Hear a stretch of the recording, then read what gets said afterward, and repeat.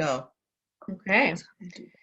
Yeah, and with that, welcome to everyone. It's 2 o'clock Eastern time. I don't know what time zone you're on, but we're ready to get started. I had expanded everyone here, so let me go back to sharing our welcome screen.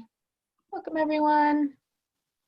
Yeah, so thank you for joining us on our webinar about grant paneling via Zoom. I'm Stephanie Haynes. I'm the Arts Education and Accessibility Program Manager for the Indiana Arts Commission. I'm coming to you live from Indianapolis, Indiana. If you can see my background, I'm coming to you from my 5-year-old son's bedroom, which for some reason is the quietest place in our house. I don't know. Wherever you are, I hope you're well and cozy in a favorite room of yours. As we're all quickly adapting to the new realities of our work right now, we at the Indiana Arts Commission are so happy to be able to share our experience with you and support you in whatever way you need with the Zoom grant paneling. So don't hesitate to reach out to us after this and ask even more questions, or maybe you've got tips that we didn't cover here that you think we should know after you practice a little bit. So keep in touch. And a quick disclaimer, we're not licensed Zoom technicians, if there is such a thing, but we have been doing a lot of Zoom meetings. And specifically, we've been doing Zoom grant panels for the past year. Some of the resources we'll share today are directly from the Zoom website, their help page.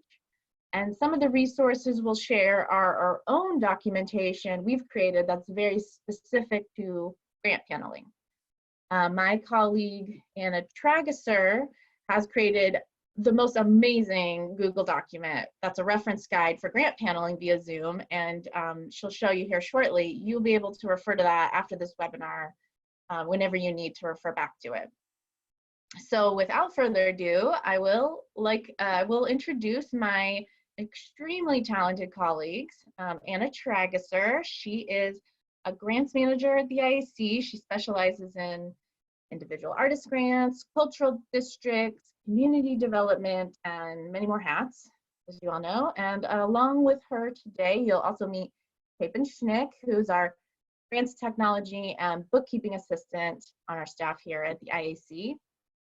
So they'll take us through each of their expertise areas today related to Zoom paneling when we get started. And just as a point of order, you can ask questions along the way by typing in the chat box.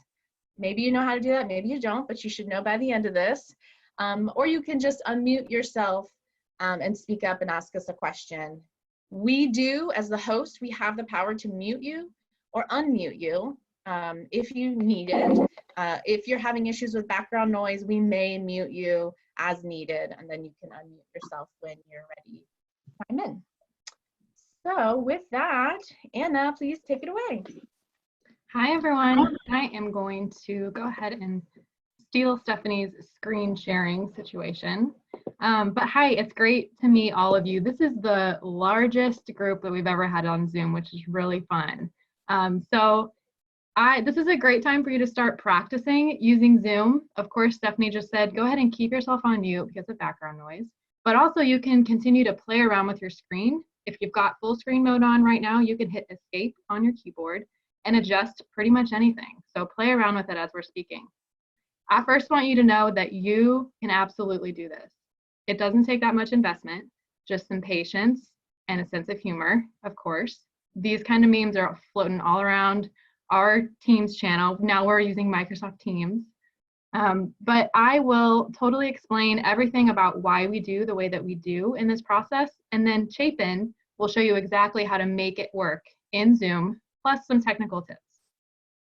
So we actually prefer online panels, even in calmer times. This is actually the 3rd year that we've done online panels for our individual artist and project grants, most of our individual artist focused grants. And applicants we found are more likely to observe panels, maybe 3 to 5 folks in any given panel, nothing crazy. And for panelists, it's much more convenient, and we're able to recruit more diverse panelists in terms of race, geography, and comfort level, being working on a panel. because it removes a significant barrier to participation, which is that in-person situation. The problems that have arisen in the Zoom situation tend to actually be pretty predictable, and so we figured out troubleshooting. It takes just a little bit to learn, but overall, it's a really smooth process, and panelists comment that they always feel very well informed and well prepared to participate fully. So first things first, everyone does panels slightly differently, so here's what we're working with. We use Foundant as our grant management online system. It's super comprehensive, pretty smooth system. And so when panelists are reviewing, of course, they're doing it online on their own time. And then during panel day, they usually have this kind of a screen up in front of them. We always use a panel facilitator to keep the conversation moving and allow staff to focus on other parts of the meeting. Our equipment is nothing fancy. We use a laptop webcam and the microphone that's built in. Sometimes we'll use headphones with a microphone on it, or your good old iPhone or conference line phone will do just fine as well. Our grant panels are always public meetings, and the same goes for the online meetings. Additionally, we have always provided written and recorded feedback from the panel to applicants. And so for online panels, Zoom records the meeting and shares by YouTube. And just a note, I forgot to mention at the beginning of this, we are recording this conversation now, and we will be starting to send out the recording to the rest of pretty much how you heard about this in the first place, along with this document that I'm going to show you here in a moment. And as there are questions coming in, I'm going to just pause every once in a while, and if Chapin or Stephanie could go ahead and interrupt with questions coming in through chat. Okay, so we've kind of gotten this down to a science with hopes that it takes some of the stress out of your life. We've created a step-by-step guide, this Google Doc, Rock Your Online Grant Panels. Really, we get down into the very specific even settings that we recommend for this kind of a situation. Again, we're going to send this around, and as you learn other things, or if you have different suggestions and you do things differently, please comment on this document. We are not experts. We're only experts in our own processes, not in yours. Sheila, do you have a question? Did you raise your hand? You're muted right now, but your hand is raised. Yes, it was. Yay. I'm sorry. She mentioned public meetings. I typed it, but I'm not sure if you got it. Meetings are open to the public. I was just curious as to how you promote that, control that. Yes, great question. I will tell you right now, I'm going to get to that in just a second. I think it'll answer some of your questions, but also in this document, we've got some more details about that. So if I don't answer your question coming up here, then please interrupt again. But throughout this whole process, if you have any questions on how we do things, please don't hesitate to reach out. We've provided our contact information in this document. So while I'm talking about just a few of the things in here, I'm gonna play you a video of what a panel meeting looks like when we're using it on Zoom. So this is a recorded version of our Zoom meeting, our Zoom panel meeting. You shouldn't be hearing anything right now, don't worry. So a few small things that are gonna make a really big difference in this process. First, get yourself a Chapin. You will want a designated tech person monitoring the chat box, admitting people from the waiting room, and they don't have to be a tech wizard. They just need to be available to learn this platform and to problem solve during the meeting if needed. You're going to want to train your panelists on how to use Zoom. Do your panelist orientation on Zoom if possible. I've also created a video for you in Rock Your Online Grant Panels of exactly how to use Zoom as a grant panelist. It's on a YouTube video. Feel free to pass that along to anyone who is using it in the same format. Make sure that you collect your panelists' cell phone numbers before the meeting because they will likely have technical problems or just be running a few minutes late. And I have found that it's much easier to text them in the moment while you're sitting in front of the computer and troubleshoot a couple of things easily without having to get on the phone with them or call them out in the meeting. We always build in time at the beginning of the meeting for technical problems and to just leave some time for conversation, because of course, one of the really valuable things about the panel time is for folks to get to know each other across the state, right? And deepen their own network. And so we've made sure to build in that time, not only to troubleshoot, but for them to really have a good conversation together. We also, as you can see on the screen right now, just build a really simple document that we share on the screen during the meeting that has a roster. And then later on in the meeting, we'll usually scroll through to maybe the list of applicants being read, just to give visitors a sense of where they're at.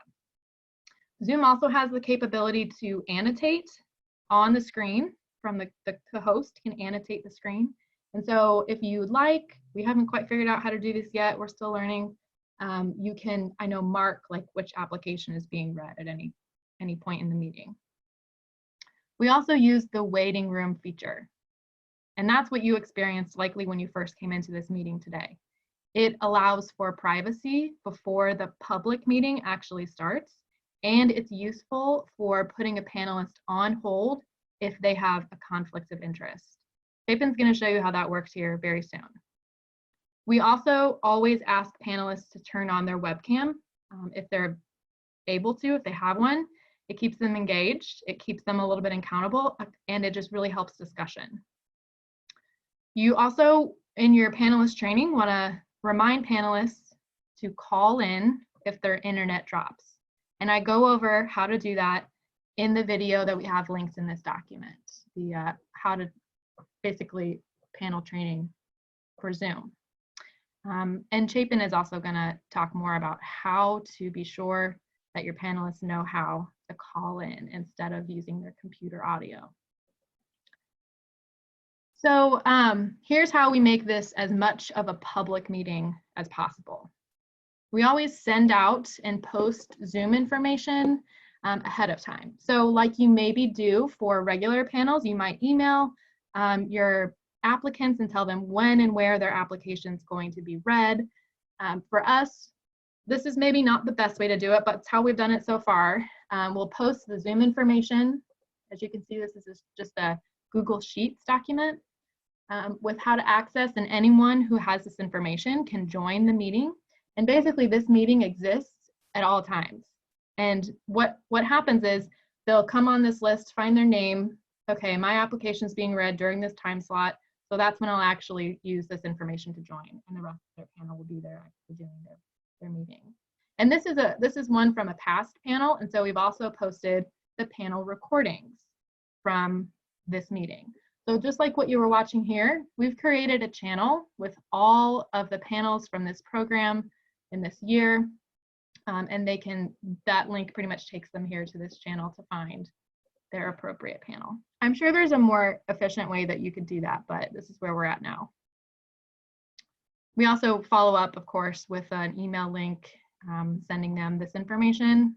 And often we will post the Zoom information on our website, not just email it to individual applicants. Okay, so that was basically a rundown of some of the things that make it especially useful to us, or ways that we do this. Oh, good, I'm still sharing. Just need to check that. But please take a look at this grant panel timeline outline and how we do that to answer some of your other questions. But let me pause now. Was there anything especially pressing in the chat box that we should address before moving on to some of the technical side of things?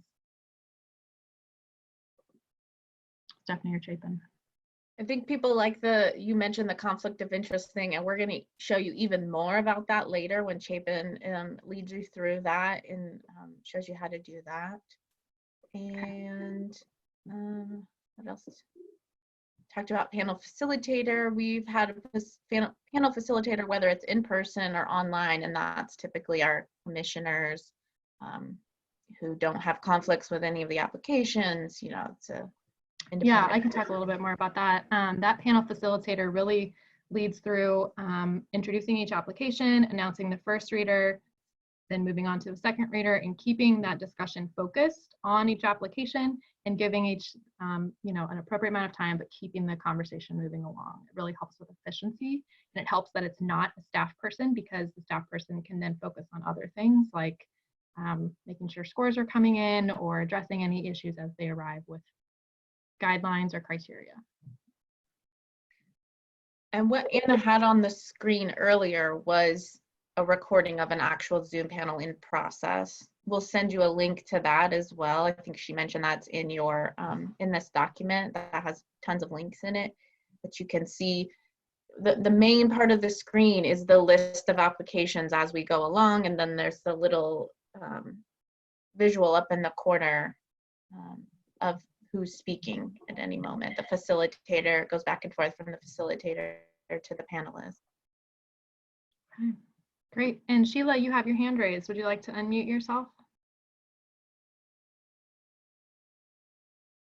Perhaps it's... I think you asked the question. It was about public. How do you make the meetings public, and how is that handled? I think you answered it. Oh, great. Okay. A little pro tip: you can lower your hand by hovering over the same thing that you did to raise your hand. That way, we know we've answered your question. Lots to learn in Zoom. All right. Well, Chapin, I'm going to hand it over to you, and let's talk more about the nitty-gritty technological side of things. Excellent. I was just finishing up making a different visual. You guys, those of you that end up hosting a meeting will discover that when you are sharing your screen, all your participants don't actually see your Zoom controls, which is excellent for when you're hosting a meeting, so that they can't see all of your behind the scenes chat and your controls itself. But you know, it's a little difficult to share host controls with folks that you want to share them with when, again, that's not an option. So I was just creating some visuals for you. So first up, you'll notice I am on the Zoom homepage, the screen that I've shared with you. And it is zoom.us, but you'll notice if I do type zoom.com, it takes me there as well. And I wanted to come here first because I do recommend, I'm going to click on plans and pricing, that you get a pro account. Now, obviously, free is ideal, right? But it might be safe to assume that your meetings are going to last longer than 40 minutes. So that is why we recommend using the pro. You'll notice that you can have up to an hour an entire day meeting. I do not recommend that for panel meetings, but you can also have up to 100 participants like we are today with you guys. We appreciate you being here. So let's say I already have created my account. I'm going to head on up since I'm logged in, and I'm going to click on schedule a meeting. So when you schedule a meeting, you're going to have several controls, and you do have the capability, once you have set up a meeting, that can then become a template so that you could always use those same controls. We do tend to create them as we go. So we try to make each title be as descriptive as possible. For our case, I'm just going to have our panel meeting number, and let's say it's for our project support. Say it's for Friday. And your duration, just a note that for your start meeting and then when it's going to end, you can still start the meeting beforehand. So for example, even though today's meeting started at 2 p.m. Eastern, we had hopped on like 20 minutes earlier just so that we were settled and had things ready to go. In our case, this isn't a reoccurring meeting. It's going to be a one-off panel. We also aren't going to worry about registration for our panel meetings. But you'll notice this personal meeting ID. So when you logged on or joined the meeting today, it was from a link, most likely, and that ended with this 10-digit number. For this particular meeting, the number's a little different, but you'll notice this is actually what we use as our public ID, so that it's the same link that we share for any public meeting, so that it's easy for folks to just click on it, pop in as an attendee. So we also don't do a password. Like we did today, we recommend video off so that folks do have the choice whether they want to turn their video on. And you will want both audio options, both telephone and computer audio, so that folks can have the choice to call in. And sometimes, as I'll mention in a moment, they might need to call in as opposed to using just computer audio. Enable join for host. You'll notice mute participants upon entry. The big point being with your panel meetings that you don't want your public attendees like applicants. They shouldn't be talking. This is an opportunity for them to listen. So definitely muting. And most of you probably had an opportunity to experience the waiting room. Maybe I didn't admit you right away. So you were able to see it's kind of a place for you to pause before you come into the meeting and know that you're in the right place, but maybe it's not time to bring you in. And I'll show you in a moment that that's actually where we'll put folks on hold as well. So, if somebody does have a conflict of interest, they know the applicant, we will place them back in the waiting room. And we do also always record the meeting automatically to the cloud. What that means is it'll be downloadable from your Zoom account when you go to it online.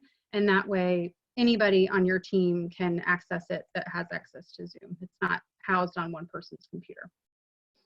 So I saved my meeting, and you'll notice that up top here, I do have the opportunity to automatically share the information.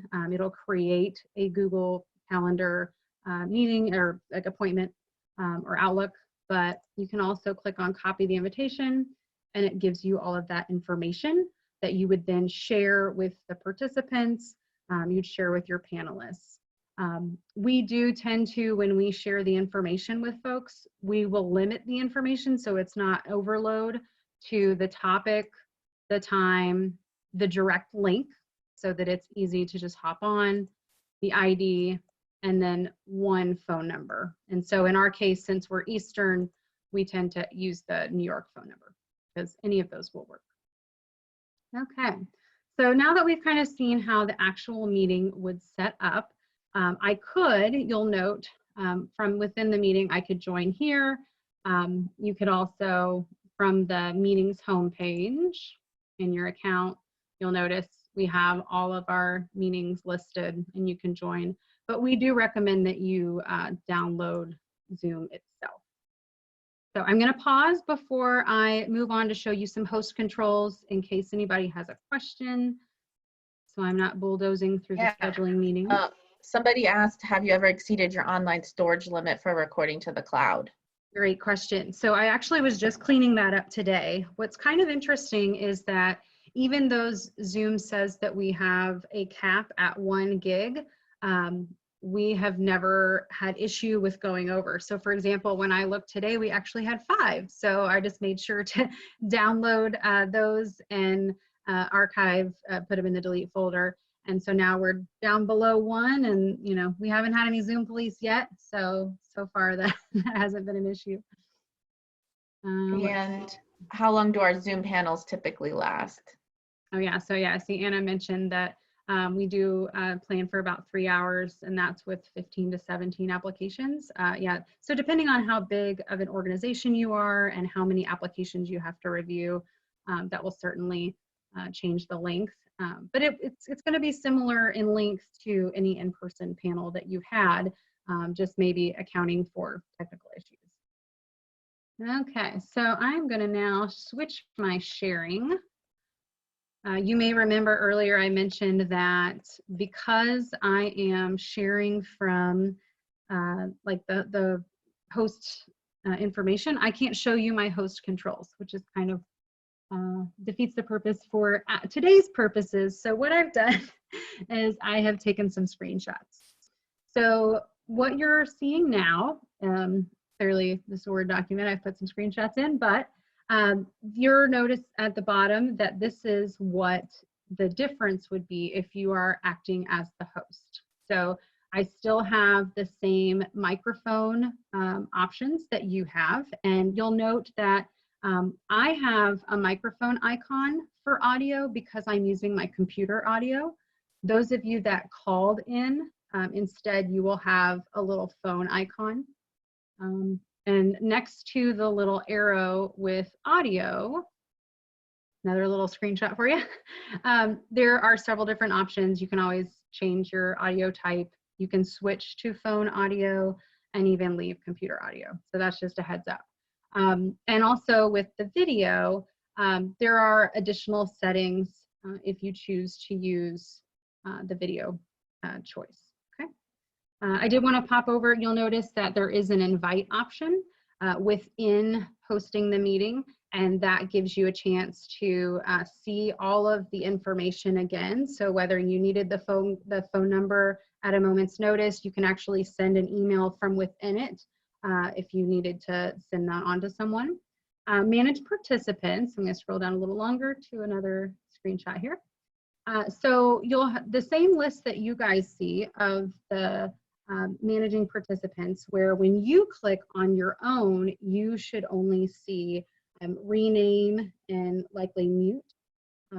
I can mute somebody. So you'll see, like in this case, I could have on Sheila's unmute, but I also have these additional options. So you'll notice we do have the put in waiting room that I touched on briefly. So when you have a conflict of interest, you can click more or right click on the participant's name, and that's where I select that. We do often rename folks just so that it's consistent with what's on the screen that Anna shared.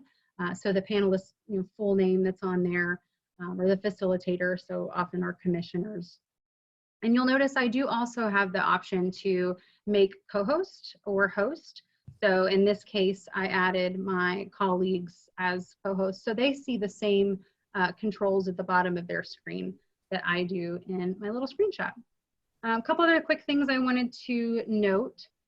When you logged in, you likely got a chance to see the poll, which we'll share some results to that shortly. And then you can also, as a host, share screen.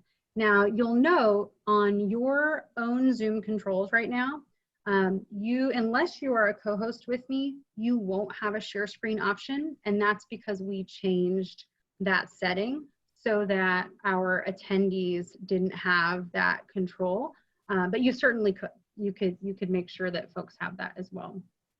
And when you're sharing screen, sorry, I wanted to share this with you as well. You can also use whiteboard.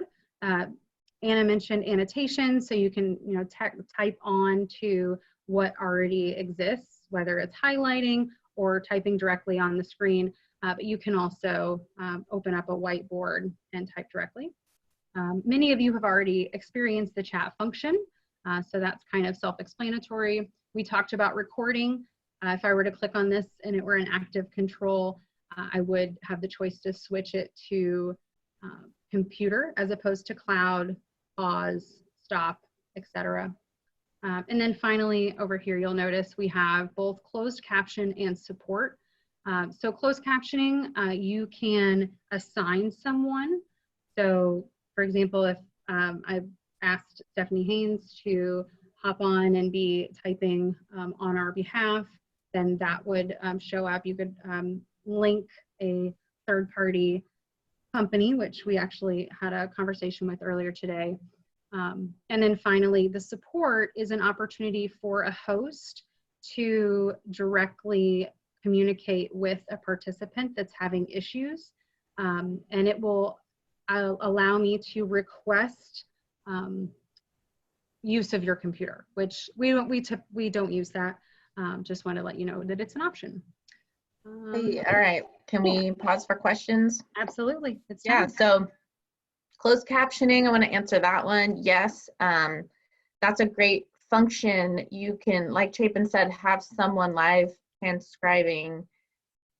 Would recommend that to be a professional, but you can also, there's the companies that do transcribing or captioning or live captioning can integrate either on the back end, depending on the way the company works, or they can use this closed captioning function and have a live person join and be transcribing it live. We've done it with non-professionals before, and it's very difficult, obviously, But yeah, that feature is great. And then, so captions do not come from Zoom. That's correct. That's correct. They don't have an auto caption ability. Chapin, someone wants to see the whiteboard in action. I don't think we use the whiteboard very often. That'd be more for like brainstorming, not maybe during a panel. So I've shared the whiteboard screen. I am going to also share a screenshot in a moment of where I did that. And I will note, I am also taking a video of this so that you will be able to see my actual host controls. I apologize that you're not seeing that without having noticed or being able to view the screenshots in Word. But so within whiteboard, you'll notice it kind of took over our share screen, but I can always move that, and you know, maybe it's just kind of hanging out in a corner and I'm taking notes, but there are different capabilities within that.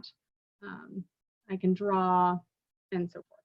Okay. So yeah, so that's the whiteboard option, and that again is within the new share.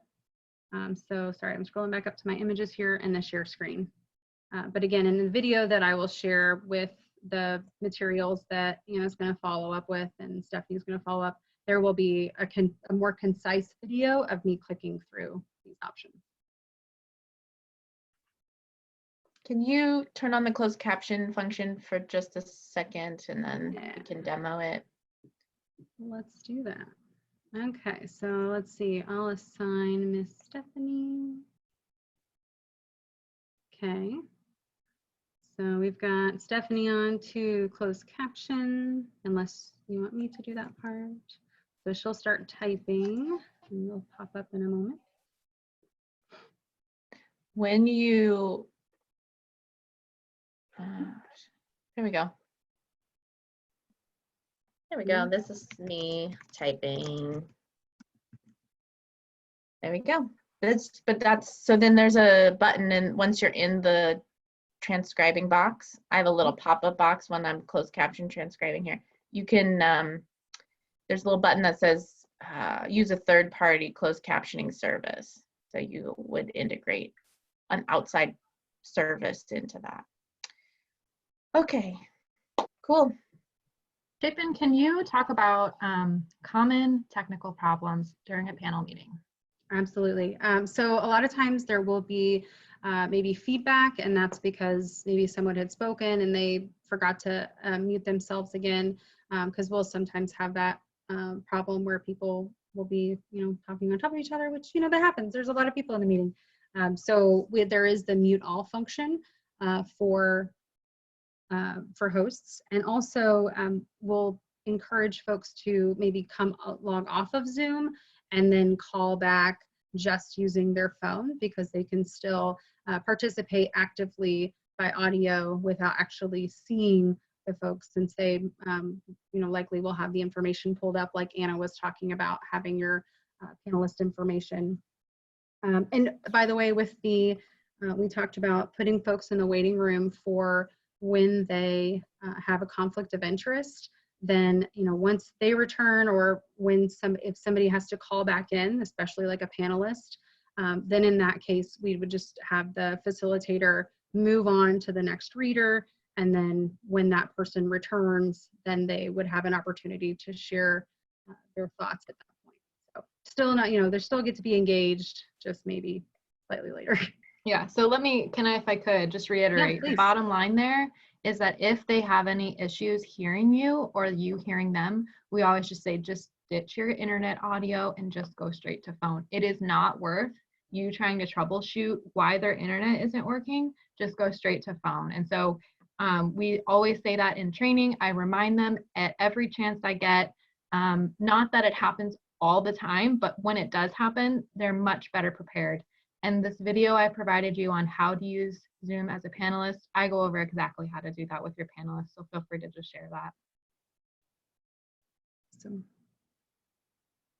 I guess another short note, and then I'll have SH open for questions, is that if you have multiple people in your staff that will have access to your Zoom account, like we all do, Do know that, especially like, for example, with a free or with a pro account, that you can't have more than one meeting happening simultaneously. So in that case, what we'll have folks do is, like many of you did, if you don't already have a Zoom account, you were able to just join as a guest. And so we'll have our colleagues join as guests, and then I'll make them be co-hosts. So that's just a note that we've encountered that before and we learned from it.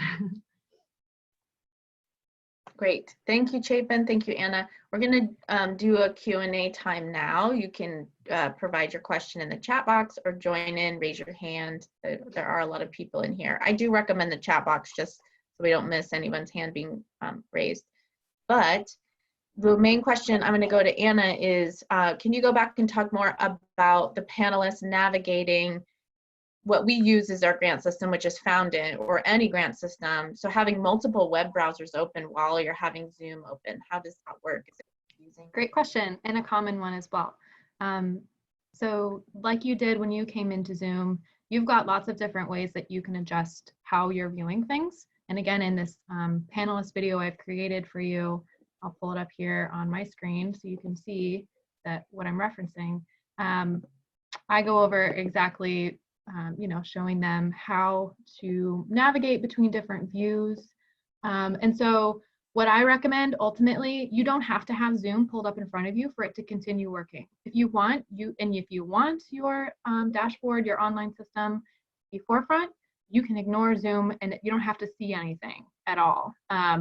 But if you want to, you can basically just rearrange your desktop, resize your windows, and that tends to work pretty well. But again, sometimes people sit there and ask me like, well, how do I change my window? And I can provide a little bit of guidance, but everybody's computer is a little bit different. So that's another good reason to give yourself some time at the beginning of a panel meeting to be able to give folks time to get used to that. Yeah, Anna does a time with just the panelists before the panel starts. All the applicants or any public is in the waiting room. The panelists are there and you can walk through. Does everyone feel comfortable with what's on their screen? Do you have your Zoom open? But now, do you have your application ready? And you can work through that. That's how Anna deals with that, getting everyone's desktop arranged. You'll have great questions. Thank you. Please keep them coming. So for a half-day meeting with several long breaks, perhaps a lunch, do you suggest, I'm going to ask Chapin this, having people log off and rejoin in a separate meeting, or rejoin the same meeting, or how do you, if you need to take a break, which I know we did for our accessibility meeting, if you remember that. Yeah, often when we have those longer meetings, we will pause recording and just give the folks a heads up that, hey, we're going to return at X time, and just, folks return, and it gives you an opportunity. So even if it's 15 minutes or an hour, and you can even pause recording or stop it altogether and rejoin. I would say that it kind of depends on the length of the break that you're going to take. Yeah, I think for that really long meeting we just stopped the Zoom, but they were able to rejoin with the same code, the same link, and Absolutely. We just got everyone back online. Maybe we texted them when we were ready, or we all joined back at the same time, something like that. But the link is live for however long you want. It won't cut off the link at any time. There's a couple questions in here I can take. We typically receive about between 80 and 100 individual artists fellowships for, we have 3 different programs. For one of them, we receive about 90. For another, we receive about 75, which is a different project for an individual artist. And then for another, we receive about 35 for an entrepreneurship project happening at different times of the year. So we have different numbers, different numbers of panels, but we always try to limit them to about 15 applications per panel. We also, I wanted to share our Facilitator Script. Somebody's asking about official public meetings and the official public record. We do consider this a public meeting, and it falls under public meeting statutes. And so at the beginning of every meeting, we have our facilitator kind of read through that information. And that facilitator we use is one of our commissioners, one of our gubernatorial appointed board members. And so as you can see, they're kind of stating what the expectations are of this meeting.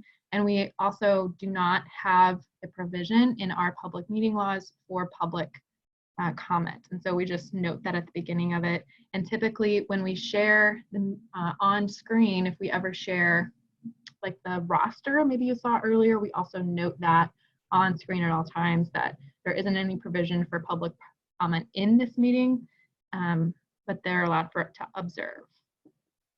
I'm going to ask one more question, then Meredith has something to share, so that would be awesome. One question for Anna. Do you think these Zoom meetings are actually less time intensive than when you used to do in-person panels? Yes, absolutely, because the amount of time I had to explain parking and how to find a conference room was like much more than this. So I think, yes, I do. I think it's less time intensive. And we used to also compensate mileage and some other travel expenses that we no longer compensate, and we can reach a little bit farther into the communities with people who don't have to spend the time traveling back and forth. We've saved thousands on just like maybe 3 grant programs going to online panel review instead of travel. We got some other general grant questions, but Meredith, do you want to share your annotation tip with us? That would be great. Sure, yeah. So we just like joined like the Zoom family just like, I don't know, like a month ago. We were doing our grant seeker workshops that way. And we discovered, luckily, one of my colleagues was a troublemaker in a fun way. But when you're sharing the screen, and if you have annotate on, then we found like anyone who was a participant could annotate on that. And it was something we didn't want for a grant seeker workshop. So we did find that the host, when you're sharing the screen, you could click on those 3 dots, like the more actions, and you could turn annotation off for everyone. I didn't know if you guys were familiar with that, but just wanted to share that. We discovered that and we're like, all right, that's cool. Very cool. Thank you for sharing. Thank you. Okay. I think we're happy to stay on and answer more grant panel questions, grant questions. You got questions about how we do our grants in general and paneling in general. So, but that's all the Zoom related info we have for today. Thank you everyone who joined, but we'll stay on and answer a few more questions too. I see one question that we missed. Oh, yeah. Maggie asked, do you feel anything is lost from not meeting in person? Yeah, there are definitely trade-offs. Part of the thing that panelists really love about this opportunity is getting together and meeting other people who are just as passionate about what they're doing as they are. And so we try to facilitate that in a couple other ways, like giving them time to talk at the beginning of the meeting. And we also, if there's time in what we've scheduled, ask for their feedback about how this process went for them and anything that they saw in general in the batch of applications that they want to talk about, and give them a little bit more space to have a voice into the process. The other thing is that you do lose some of that nonverbal communication in the meeting. And so that's why we always encourage and request that webcams are on.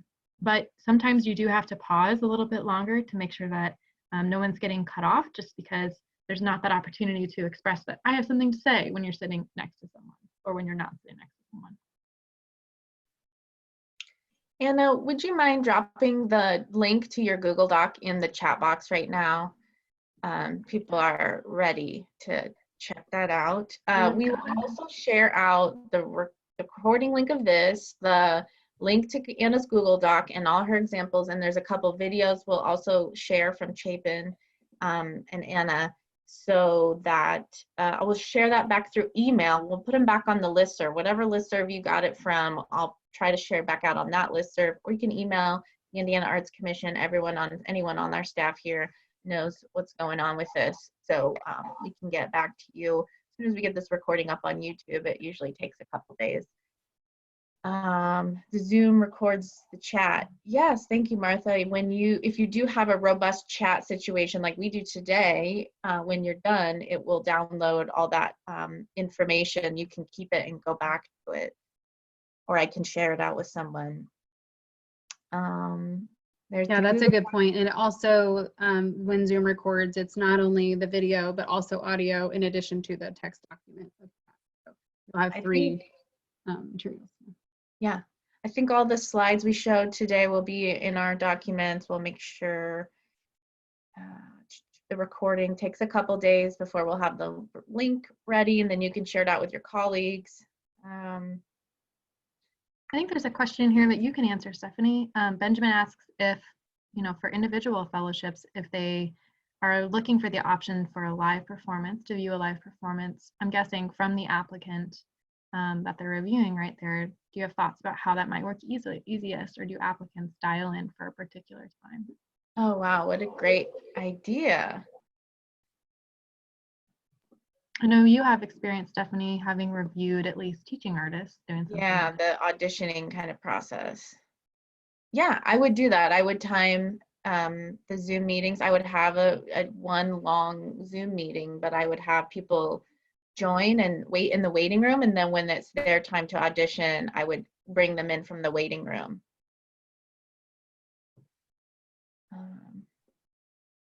A couple other good questions in here. Have you found any problems with editing the Zoom recording if needed?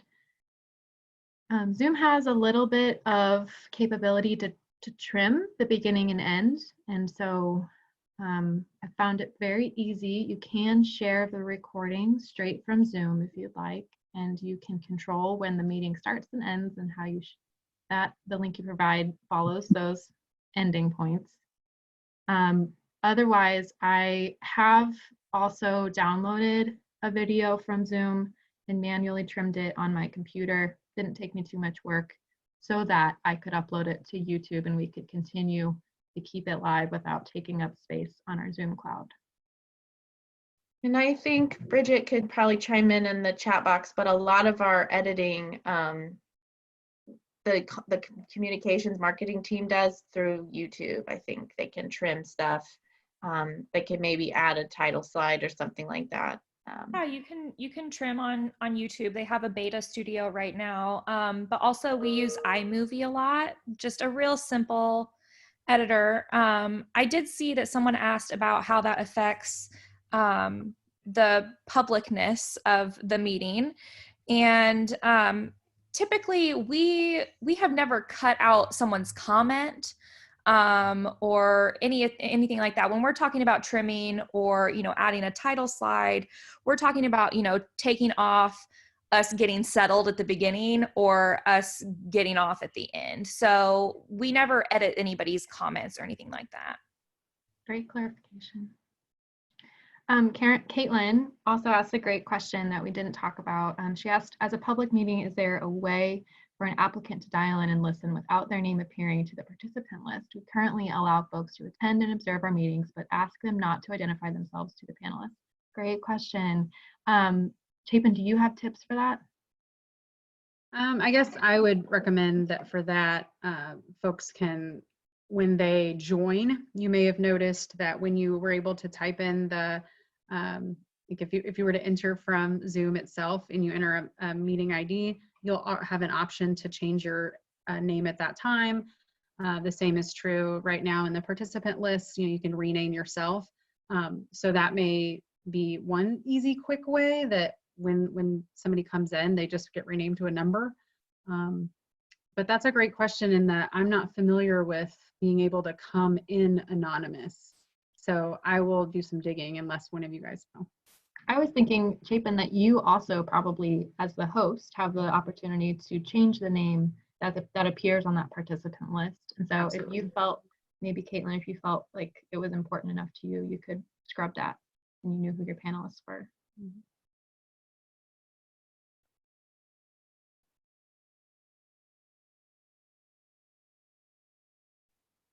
Okay.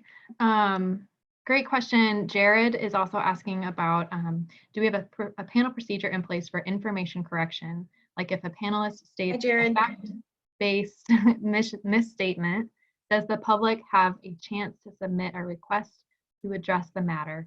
If so, what does that process look like in Zoom? a great question. I would say that falls within our appeals process. Maybe you have also a process for an applicant to appeal a decision made by a panel, by the commission, by the group decision-making body. I'm going to right now look for that policy on our website, because typically how we handle things like that is if, once decisions are made, if an applicant is not funded and they go back and listen to the Zoom recording or the comments in the system, and written comments provided to them, and they find that panelists were making a decision based on incorrect criteria or information that was provided in the application that they used incorrectly, I suppose. I'll send you the exact language. Then that is grounds for an appeal. But that process happens after decisions are made, and they have to submit kind of a formal appeal to our executive director, who then, if it's found to have grounds, that actually goes to our commission, our board of commissioners for next steps on that. And they can reverse the decision made if they find that that was indeed true. In my time here, we've had a couple of folks who have submitted an appeal because they're really frustrated with something, but have never had grounds for an actual appeal or decision to be reversed. I'll throw that link in the chat box when I find it on our website. But none of that is different than what it was like when we had audio recording, or even when people are live and hear the discussion. None of that has changed with Zoom.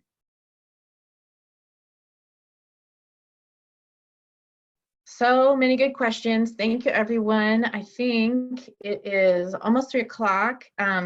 We'll put in the chat box our 3 emails, Chapin and Anna and I, and you can feel free to follow up with emails or call us or whatever. Thanks. Happy Zooming.